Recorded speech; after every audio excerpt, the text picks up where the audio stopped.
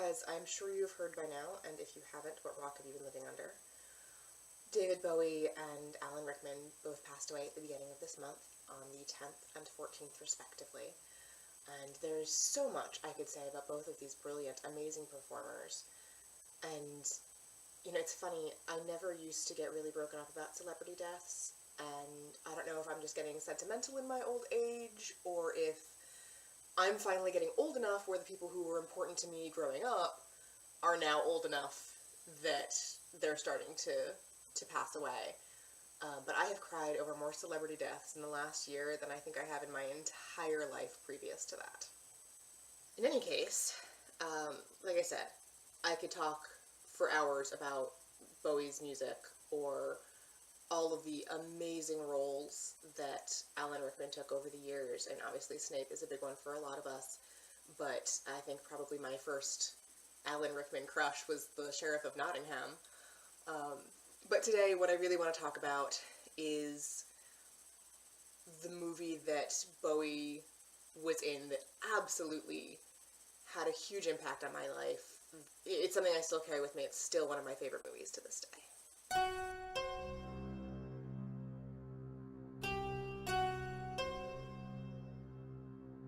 There are so many articles online about Labyrinth and about what it means and what the message was.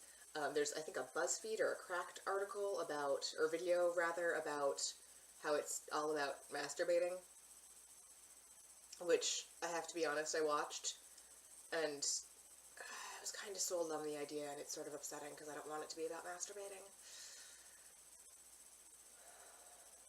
As a kid, I loved this movie because it's a fun romp, right? Like, it's this fantasy world where she gets to go on this adventure and save her baby brother and has this whole thing with the Goblin King, and even as a small child, I hated the way it ended.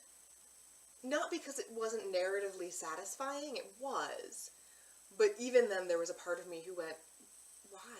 Why wouldn't you just go live with the Goblin King? The Goblin King is clearly amazing. Go be with the Goblin King.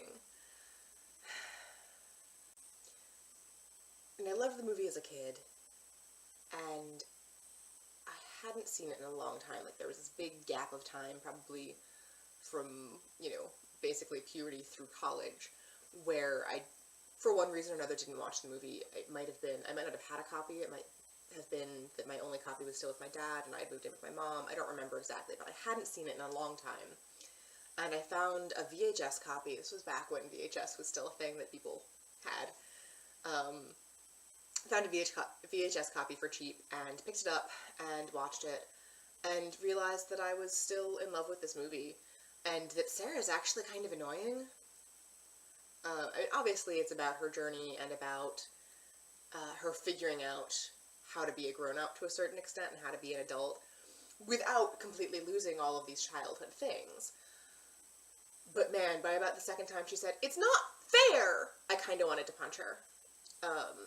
And having now rewatched the movie many times as an adult, I no longer feel that way because I know she's going to have that realization when Hoggle tells her it's not fair. She's going to have that moment where she goes, huh, no, it's not, and that's sort of just the way the world works, and we all have to deal with that.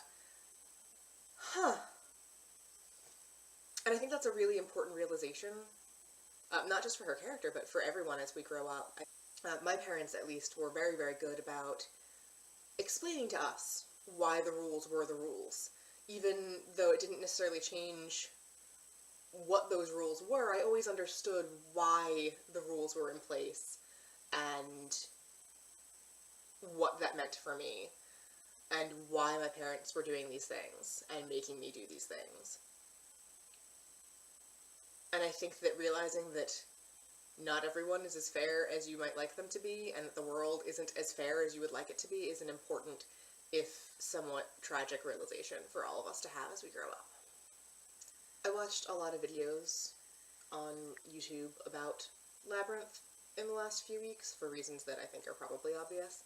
And one of them was the Honest Trailers, and I love the Honest Trailers, guys. I think they do hilarious stuff, and usually pretty accurate stuff. Even when they're making fun of a movie I love, I usually go, okay, yeah, no, that's true, that's a good point.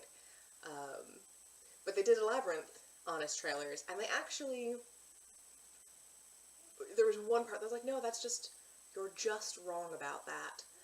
And that was, they said that no one knows any of the songs from Labyrinth except for Magic Dance.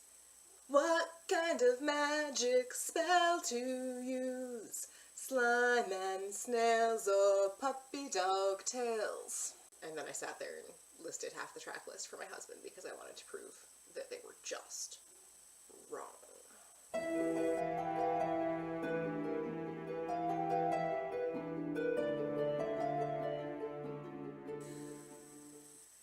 The entire Froud family apparently worked on this movie. I did not realize until very, very recently that Wendy Froud, who is this amazing doll maker, had also been working in the creature shop during the filming, during the making of Labyrinth. So she made some of the Muppets and creatures in that movie. And of course, I'm sure you all know that Brian Froud, who did like Lady Coddington's Pressed Fairy book and a fairy oracle deck, that, I mean, his artwork is stunning. I love his art. Beautiful art, absolutely gorgeous. He did all the concept art for Labyrinth. So all of the creatures that we see, all of the creatures that his wife and others built were based on art for him. All of the costume design was based on his art. And of course, I'm sure you know that Toby, the baby, the little brother that Sarah has to go rescue, is played by Toby Froud, Wendy and Brian Froud's, at the time, infant son. Which kind of makes me wonder if maybe they just, you know, didn't want to pay for daycare. Toby Froud went on to do a bunch of stuff in the film industry as well. He's a director and a producer. Oh, I think he's working on the sequel to Dark Crystal. But I wouldn't swear to that. I'm pretty sure that's true, though. Not positive. Of course, anyone who has ever seen Labyrinth, or has friends like myself who are obsessed with Labyrinth, you all know the exchange. You remind me of the babe. What babe? The babe with the power. What power? The power of voodoo. Who do you do? Do what? Remind me of the babe. I saw my baby crying hard as babe could cry. What could I do? It's the opening to Magic Dance, which, although it is far from the only song people know, is certainly the best known song from the movie. Fun fact, though, is that it's not actually originally from Labyrinth. There is a movie, a Cary Grant movie called The Bachelor and the Bobby Soxer, I believe is the name of it. The Bachelor and the Bobby Soxer. And there's a scene with a very nearly identical exchange. It's "You remind me of the man rather than the babe," and the power of hoodoo, not the power of voodoo. But otherwise, the exchange is identical. Alright, you remember the Fireys, right? They're the guys who sing the Chili Down song. Pop their heads off. You know who I'm talking about. When your thing gets wild, chill it down with the Fire Gang. They are voiced by a bunch of different actors, obviously, as is obviously most of the Muppet cast. And like most of the rest of the cast, they're pulled from the same voice actors and Muppeteers that Henson was using all of the time, all over the place, on all of his productions, including Kevin Clash. Now, if you don't know that name, that's fine. He's not, you know, one of the big names. It's not like he's Frank Oz or somebody, right? He's not one of the huge, well-known Muppeteers. What he's famous for, though, is Elmo. The voice of Elmo. And in fact, this movie was made before Elmo was really present on Sesame Street, or possibly present at all on Sesame Street. And he does one of the voices of the Fireys. And if you listen during the song, he is very clearly doing the same voice that he does for Elmo.